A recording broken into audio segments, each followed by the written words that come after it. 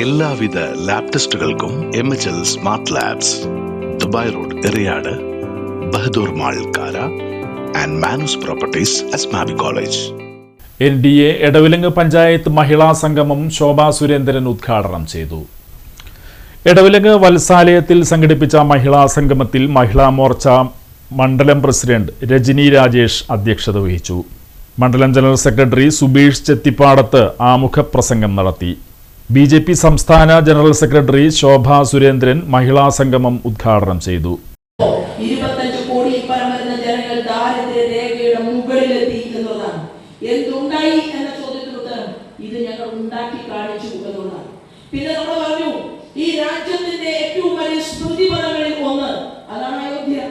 ആ അയോധ്യയിലെ രാമന്റെ ക്ഷേത്രം ഉണ്ടായിരുന്നുവെന്നും രാമനും ലക്ഷ്മണനും ഭരതനും ശത്രുഘ്നനും ഈ നാടിന്റെ പാരമ്പര്യമായിരുന്നു എന്നും ഡോക്ടർ അബ്ദുൽ കലാമിന് അറിയാമായിരുന്നു.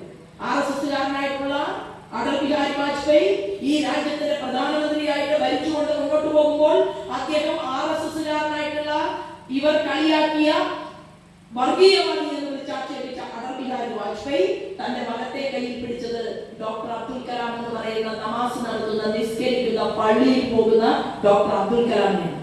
ആ ഡോക്ടർ അബ്ദുൽ കലാമിനില്ലാത്ത എന്ത് വൈരാഗ്യമാണ് ഈ ഭാരതത്തിലെ രാജ്യസ്നേഹികളായ മുസ്ലിങ്ങൾക്ക് ഈ ഭാരതത്തിനുള്ളത്?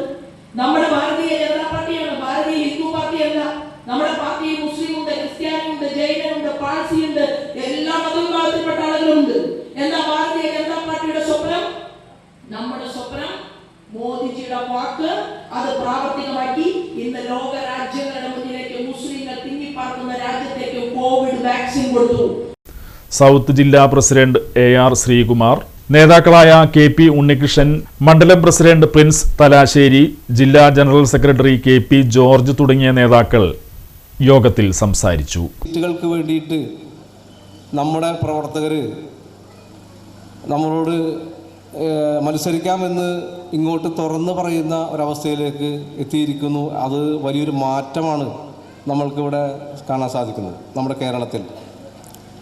അതുപോലെ തന്നെ മുൻകാലങ്ങളിലൊക്കെ ഏതെങ്കിലും ക്രിസ്ത്യൻ സഹോദരങ്ങൾ അതുപോലെ തന്നെ മുസ്ലിം സഹോദരങ്ങളൊക്കെ നമ്മുടെ പാർട്ടിയിലേക്ക് വരുമ്പോൾ, ഇപ്പോൾ ജോർജ് ഇവിടെ ഇരിക്കുന്നുണ്ട്, അദ്ദേഹം ക്രിസ്ത്യനാണ്. പക്ഷെ അദ്ദേഹം വളരെ കാലം മുതൽ തന്നെ അദ്ദേഹം ആദ്യഘട്ടങ്ങൾ മുതൽ തന്നെ രാഷ്ട്രീയ സ്വയം സേവക സംഘത്തിലും BJPയിലും പ്രവർത്തിച്ചുകൊണ്ടിരിക്കുന്ന ഒരാളാണ്. സംഘടനയെക്കുറിച്ച് വളരെ വ്യക്തമായ കാര്യഗൗരവമുള്ള ആ രീതിയിൽ പ്രവർത്തിക്കുന്ന നമ്മോടൊത്ത് മുന്നോട്ട് പോകുന്ന ഒരു വ്യക്തിയാണ് ജോർജ്. നേരത്തെ ഉണ്ട്. അതുപോലെ ഒരുപാട്